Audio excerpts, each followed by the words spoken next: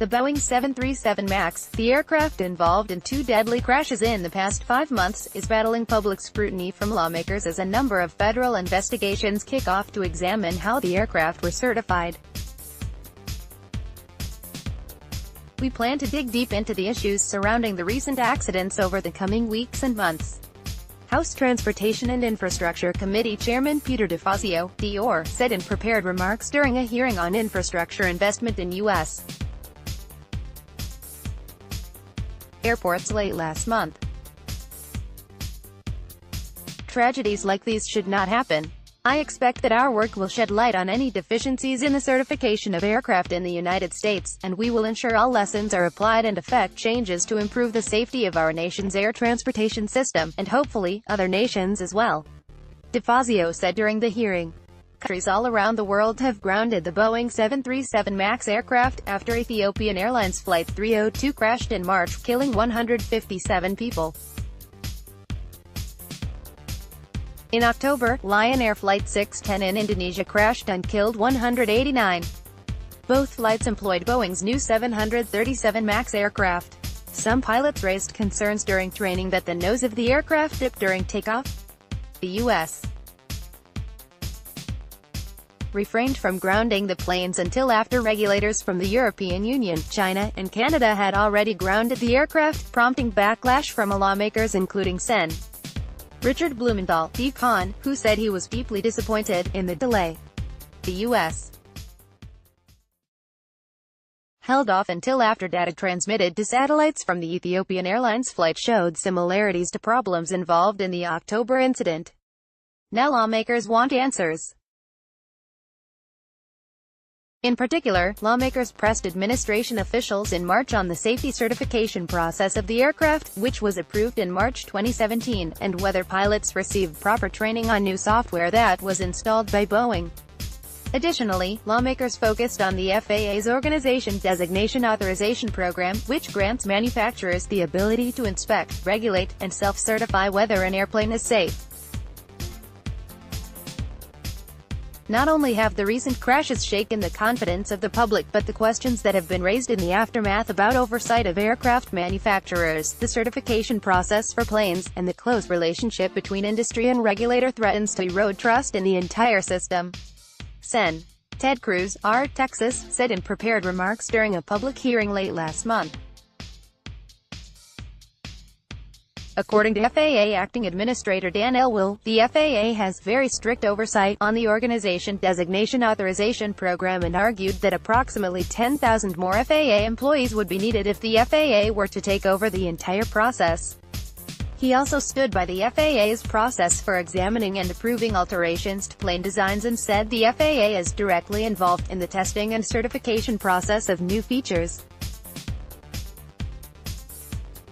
The Boeing 737 MAX is the most updated model of a plane Boeing has flown since the 1960s. As a result, Elwell said the FAA's process for approving modifications is extensive, well-established, and has consistently produced safe aircraft designs for decades. Moving forward, Department of Transportation Inspector General Calvin Scoville said that the FAA plans to overhaul the Organization Designation Authorization. According to Scoville's prepared remarks, the FAA plans to introduce a new process that represents a significant change in its oversight approach by July. While revamping FAA's oversight process will be an important step, continued management attention will be key to ensure the agency identifies and monitors the highest risk areas of aircraft certification, Scoville said. Despite these assurances, Blumenthal said he was not impressed with the FAA's certification process and plans to take action. If anything, my confidence in the FAA certification process is near zero right now because of the delegation, the outsourcing, Blumenthal told reporters after the hearing. As a result, Blumenthal said he will introduce a measure that reforms the system of delegating safety responsibility and requires that critical features for safety be installed without any extra charge. A series of investigations into the incident have already been launched. For example, the DOT unveiled the creation of an expert special committee to examine FAA procedures to certify new aircraft like the Boeing 737 MAX. Retired Air Force Gen.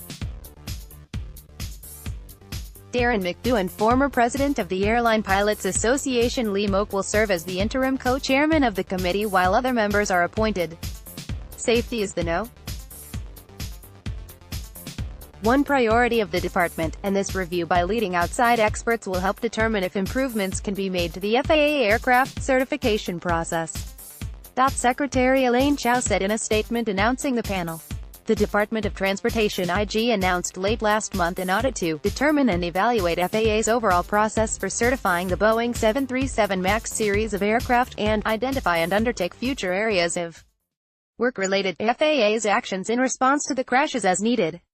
House Democrats are also urging the FAA to conduct an independent, third-party review of aircraft and flight standards certification processes. They requested that those involved in the investigation be individuals with the technical skills and expertise to objectively advise any measures being considered requiring the safety certification of new and novel technology. As the investigations proceed, it is important that there be a clear understanding of the cause or causes of the two accidents involving the 737 MAX, and that the public is confident that all identified problems will be completely resolved. DeFazio and Rep. Rick Larson, D. Wash, wrote in a letter to LWAL last month. Meanwhile, Boeing has said it is complying with multiple probes examining the crashes and is working with the FAA, the DOT, and the National Transportation Safety Board on all issues concerning the accidents.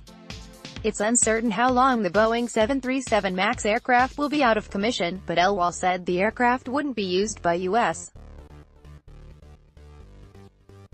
carriers until the FAA determines it's safe to do so. In our quest for continuous safety improvement, the FAA welcomes external review of our systems, processes, and recommendations, LWAL said in his prepared remarks last week. I want to assure you and everyone else that the FAA will go wherever the facts lead us, in our pursuit of safety, LWAL said. The 737 MAX will return to service for U.S. carriers only when the FAA's analysis of the facts and technical data indicate that it is appropriate to do so.